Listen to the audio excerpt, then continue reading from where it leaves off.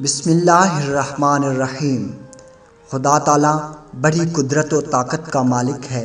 کوئی ڈوب کر مر جائے اور اسے مچھلیاں کھا جائیں، یا جل کر مرے اور راکھ ہو جائے، یا کسی کو درندے، پرندے اور دریائی جانور تھوڑا تھوڑا کھائیں اور اس کے اجزاء منتشر ہو جائیں، خدائے برتر و توانا پھر بھی اسے جمع فرما کر ضرور زندہ فرمائے گا۔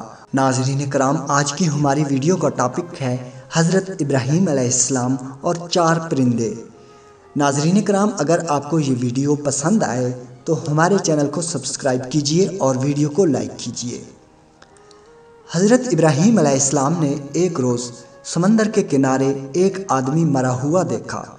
آپ نے دیکھا کہ سمندر کی مچھلیاں اس کی لاش کو کھا رہی ہیں، اور تھوڑی دیر کے بعد پھر پرندے آ کر اس لاش کو کھانے لگے۔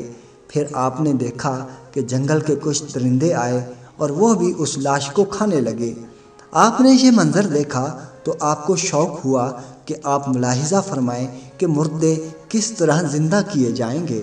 چنانچہ آپ نے خدا سے عرض کیا، الہی، مجھے یقین ہے کہ تو مردوں کو زندہ فرمائے گا اور ان کے اجزاء دریائی جانوروں، پرندوں اور درندوں کے پیٹوں سے جمع فرمائے گا، لیکن میں یہ عجیب منظر دیکھنے کی آرزو رکھتا ہوں۔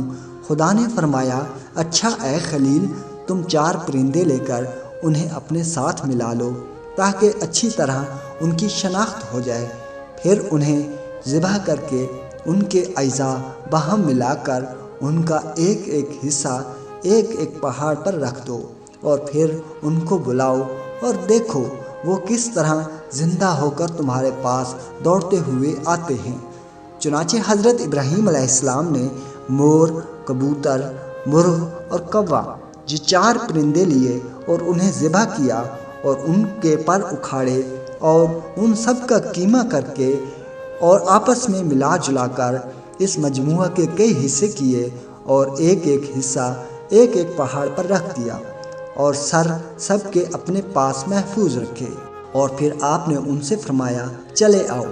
آپ کے فرماتے ہی وہ اجزاء اڑے اور ہر جانور کے اجزاء علیحدہ علیحدہ ہو کر اپنی ترتیب سے جمع ہوئے اور پرندوں کی شکل بن کر اپنے پاؤں سے دوڑتے ہوئے حاضر ہوئے، اور اپنے اپنے سروں سے مل کر وہ پہلے کی طرح مکمل ہو کر اڑ گئے۔ ناظرین کرام، امید ہے یہ ویڈیو پسند آئی ہوگی۔